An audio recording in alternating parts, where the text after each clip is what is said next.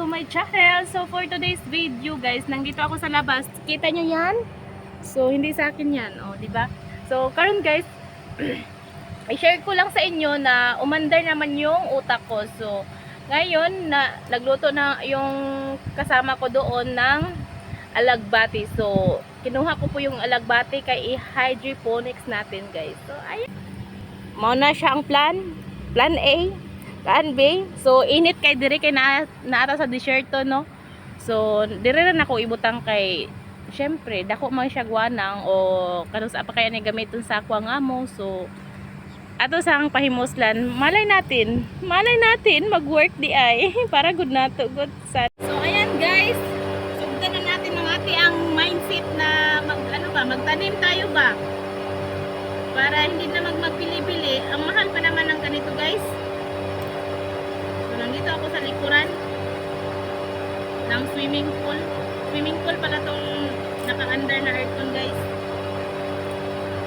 Dito ko lang ilagay kasi mabugnaw siya ba, tapos may tubig ba.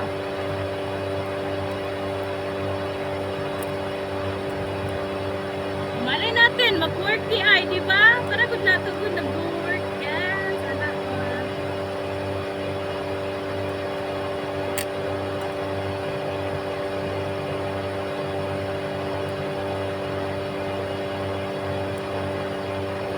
So guys, kini guys, nani siya tubig diri guys, na tubig tapos na siya lupa diri. O, di ba? Mindset kayo.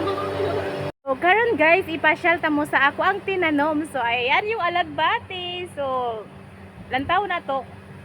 Subaybayan na to kung mabuhi ba yun siya dire sa Qatar no, kay pwede man kainit nang laya gani sila, nangauga gani sila.